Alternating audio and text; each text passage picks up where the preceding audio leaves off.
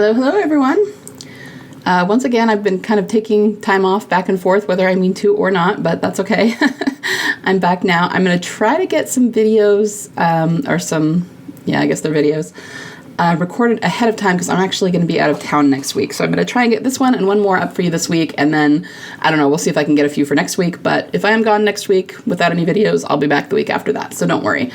For right now, we're kind of in a quiet period, I feel like. I mean, there's a little bit of stuff going on, some suspicious stuff here and there, especially things that Emily has posted. But, nothing real huge lately that I've noticed. So we're all just kind of sitting here waiting for the next big thing to happen, right?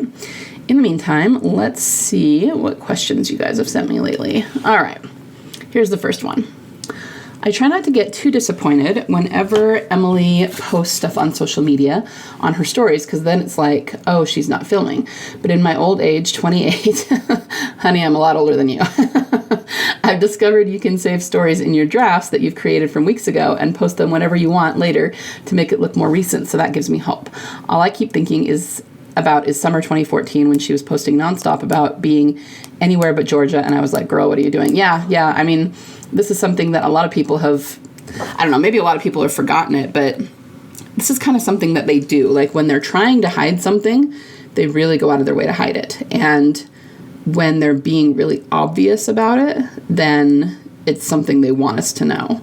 So not only was Emily posting in a really obvious way, like they wanted us to know that CODA had happened and she was not on the show anymore, but then remember that the image got leaked in some places before the episode even aired. And then they hurried and took it down. We're like, oh, sorry. And I was like, no way, that was an accident. They did that on purpose, and it was kind of a crummy thing to do one way or the other, even from a spoiler perspective, from people who don't like spoilers. But And the thing is, Emily is kind of the queen of the later gram. Even back before stories were big and before reels were big, she did later grams all the time. And so, nothing wrong with that. It's just about, keeping consistency on social media. So sometimes you have to batch your posts and things like that. But yeah, the point is the one that you're making. And that is that very often when she's posting, it's not something she's doing actively in the moment. Sometimes it is, but sometimes it's not. So yeah, definitely something to keep in mind. And then there's the fact that, there have been big chunks of time recently where she's been very, very quiet. She's also really known for telling us when she gets a new job or when she's going to do some work. And there's been big chunks of time when she's been quiet, so maybe one would assume that she's working, and that's why she didn't have time to post on social media, but we didn't hear anything, so we have to wonder what she was doing during that time, right? So, yeah, I definitely hear you on that.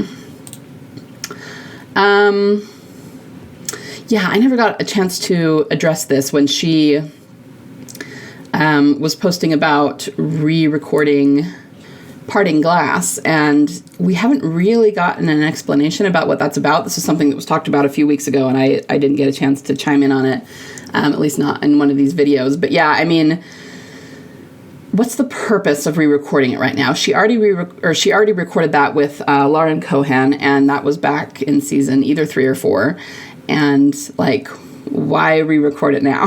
you just have to ask, And she does very obviously call out Walking Dead fans, so that's kind of fun. But yeah, I'm very curious to see where this goes, why she's recording it, and if it's going to show up in Daryl Dixon or not. So I really hope it does, and that's super fun. So yeah, thank you for sending that in, April Robin, and I would have to go back and see what other thoughts I had about it. Me and my fellow theorists talked about it a bit, but we were all pretty much on the same page, as in, why are you doing this now? What is the purpose? And it just kind of makes us really excited, right? All right, next one. If Beth isn't in season 2 of Daryl Dixon, do you think she'll appear on Dead City? I mean, anything's possible. I don't know. I don't see her appearing in Dead City first. Let's put it that way. I think they could definitely have her appear in different spinoffs and things.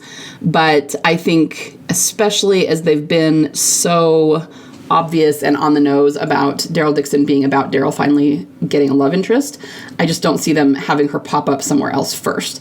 I could see... and I think it would be really fun, actually, if we first see her at the end of Daryl Dixon season 2, but, her and Daryl get separated and they're not actually in the same place anymore. And then we, when season 2 of Dead City happens, we actually see her there. But I mean, the fan base would already be aware of it because she was in Daryl Dixon season 2.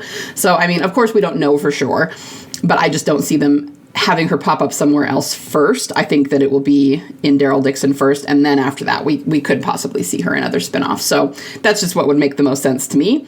But as always, we'll have to wait and see. All right, next one. If Beth come back again, do you think she's lost her memory? For me, I think that. And when she met Daryl, she will attack him, and he doesn't know what he's supposed to do, protect himself, or happy to see her alive. I mean, yeah, I think it's possible. And, you know, I think that, I don't know, again, we've been so back and forth about the memory thing. I think that there very well could be a memory issue, but I don't think that we're going to be dealing long term with her not having a memory. I think it'll be something that's small and fixed relatively quickly. But I was also going to say that in terms of, I mean, I don't know if she'll attack him. I mean, we'll just have to see how they end up playing that out. But I think that we are going to see the same template that they used for Rick and Michonne, and that is that she's going to show up with kind of an enemy group, and they're going to find each other maybe on opposite sides of a conflict or something like that. Doesn't necessarily mean that she'll attack him directly, but I mean, really, Michonne was attacking Rick at first before she realized it was him, right? So I think that even though I'm sure the details will be different, it's not going to be exactly the same scene we saw with Rick and Michonne. It's a very high-level template that they'll probably be using. So something along the lines of what you've said definitely could be the case. But yeah, I don't know. The memory thing, because of a lot of her dialogue and things that were said back in season 5, you know, like Dawn and Edward's asking, do you remember your name? That was such a pointed question, and it does seem to me like it might be pointing to a memory issue, but I also don't know if it's going to be exactly the issue that a lot of people think. It really could be more like maybe after she wakes up from being shot, she doesn't have a memory about Team Family right away. But I mean, I think that would be healed over time. Or, you know what I mean? I don't think that it's going to be a matter of her looking at Daryl and being like, who are you? I don't know you. I've never seen you before. I don't think it will be that. But I think that there could be memory issues somewhere in the mix. And, you know, that could go any one of about 1,000 different ways. So I hate to speculate just because it is pure speculation at this point. But I definitely think that what you've laid out here is a distinct possibility. So, yeah. Next one. Do you think Daryl is younger than Norman? I think when the world ended, he was 28 or 30. Yeah, that's actually been pretty well established. Even in season 4, when he was with Beth, the thing that I really bothered me, I think more than anything else, is that people were trying to make the age gap bigger than it actually was. So people were saying in the show, she's 18, and in real life, Norman's like almost 50. I think he was in his mid to late 40s at that point. Or maybe he was right around 40, anyway, something like that. And I was going, okay, but we need to either go by the ages that are in the show or out of the show, but we can't pick and choose and say she's the age she is in the show, and then we're dealing with Norman's age in real life, because those are different. Both Norman and Emily are older than the characters that they're playing. So, yeah, Norman is... I think you're right about the age. Daryl was supposed to be 30 or maybe mid-30s when the... You know, it was probably 30, because I remember thinking that people were saying he was like 34, 35 in season 4 with Beth. So, of course, there is an age gap, but they tried to take it from, 18 to 34 is one number. They were trying to take it from 18 to 50. And I was going, okay, guys, first of all, an age gap is an age gap, and it doesn't really matter how many years, but they were just trying to make it sound worse than it was, which is ridiculous anyway.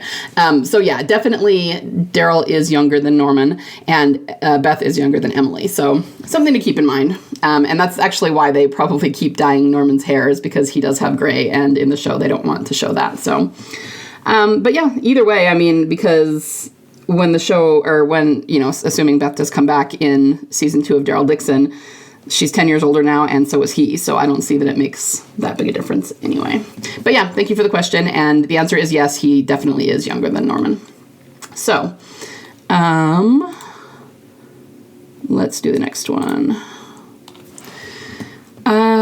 You've probably heard this 1,000 times already, but it breaks my heart that a lot of fans tend to discredit Beth and how much she impacts or affects Team Family. Daryl and Judith are the biggest candidates that come to mind. She helped open Daryl's eyes to things he's never seen before and broke down some of his walls. And for Judith, she plays a big role in her early childhood life and was the very first one to accept her into Team Family while Rick was heavily grieving Lori's death. A lot of times, the fans who hate Beth would never mention or take the time to remember everything she's done for Team Family, but would always be very insanely quick to jump into the bandwagon of labeling her as annoying, useless, weak, and unnecessary to the show, like the hateful cult they are. I hope us TDers will rise above this like a burning phoenix. If you don't have hope, what's the point of living? Our Queen Beth MF Green. Yeah, for sure. I mean, but keep one thing in mind, and that is that when you hear a lot of this stuff on the internet, you know, people saying she's annoying or, discrediting the role she had, keep in mind that those specifically are people who are the haters. You know what I mean? They're the people who are either trolls who are looking for something negative to say. They're the kind of people who, are just kind of mean-spirited about things, or they're the people who didn't have a problem with her until she became Daryl's romantic love interest, and then they suddenly hated her, and it's because they didn't want her with Daryl. They wanted Daryl with somebody else. So even though I know that it feels like there's a lot of fans that do that, I mean, keep in mind that they are still in the minority. They're just a very loud minority. So are there lots of people that do that? Yes, unfortunately, and it is irritating, right?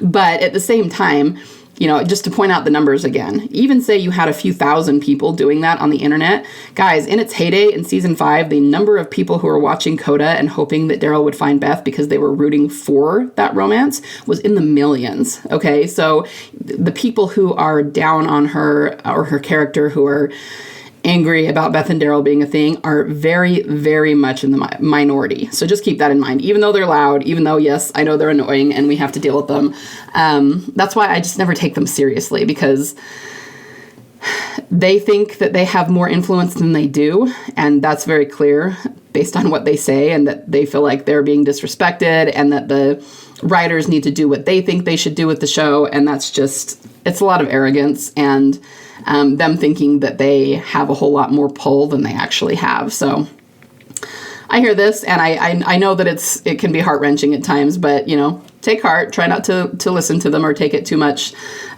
personally, because it's just angry people on the internet. That's really what it comes down to, and they don't really have any control over anything, so I would just ignore them. All right, next one. Hello, so I can't help but notice some of the Facebook posts, especially in the recent 2 weeks. I know it's difficult to know exactly which pages might be getting direction from the powers that be, but seriously, this is a lot. First, the Undead Universe posts the 10 characters we still miss, and of course, Beth is like number 3. There have been several similar posts recently over TWD pages. The Walking Dead discussion group has been hosting watch parties and discussions of episodes still and alone. I didn't know that. That's cool. Here's the biggie. The Undead Walking page posted an article about Beth's age at the time of her death. After a few paragraphs of blibbity blue blah, the article concludes that she was either approaching 18 or had already turned 18, depending on her birth month. How is this even relevant if Beth is dead? As in, who would even care by now? Seems pretty sus, don't you think? Hope your summer is safe and cool. Thank you. Yeah, I completely agree. And see, a lot of these things... we're getting a plethora of them now, but this is something they've done over the years pretty consistently. Even if we go a long time in between, like every, 3 months or 6 months or whatever, they'll put out an article or they'll put out a promo that includes her. And sometimes they do include other deceased characters as well, but there are... over and above any other character that has ever been on the show and then left it, they have used Emily and Beth over and over and over again. And, I think they throw in other characters just so that they kind of have, plausible deniability. They can be like, oh, but look, we threw Tyrese into this particular promo, or we had Dale in this one over here or whatever. And it's like, okay, and, there's not a whole lot we can say to, contradict that, but at the same time, where most of the other characters who are deceased have gotten a promo here and a promo there, again, Beth / Emily has been in every single one, sometimes dozens upon dozens of them every single year since she left the show, and they're always suspicious like this. So it's like, you're really promoting pretty heavily a character who apparently died 10 years ago. And yeah, I completely agree with this article. I mean, you hit it on the head. What would be the point of talking about her age? And why don't they talk about anyone else's age? Like, why not be like, yeah, Tyrese was probably 35 when he died. I mean, who cares? You know, I mean, I don't mean that negatively. I love Tyrese, but why do we care about his age? The only reason there would be to really point out her age is if they're somehow, for some reason, trying to point out the time that has passed, the number of years that have gone by. And certainly if they're just talking about time in the show and it has nothing to do with Beth, there are other ways they could do that. Why not talk about Daryl's age and all the years that have passed, or Rick's age and all the years that have passed? You know, you're right, there's no reason to do that. The only thing that makes sense is that time will have passed and it's going to be relevant to her again and the age she was before as opposed to now. So yeah, definitely suspicious. And yeah, that's really cool that the discussion group is doing watch parties of Still and Alone. So all I would say is that anytime there's something suspicious, yes, I mean, to a certain extent, you have to, you know, at least put the disclaimer out there that we don't know for sure, and this could be a fan post, but I've come to believe that anytime there's something super suspicious, and especially if you can go through the logic, like you just did with this post about her age, and say, there's no other reason to be talking about this, I would say 100% of the time when that's the case, it's probably someone who's getting direction from the powers that be or the studio or Gimple to post that stuff, because they are trying to keep her in the forefronts of people's minds. And they have a whole plan in place for how to systematically do this through social media, through these websites that do the articles, all of that. And if they're getting people to rewatch the episodes with her in them, once again, what would be the point of that unless they are trying to keep her top of mind? So yeah, I love that. Thank you for sending that in. I didn't know any of that, so that's great. All right, I'm going to call it there for today, but hopefully I will be back in another couple of days with another video. Talk to you guys soon.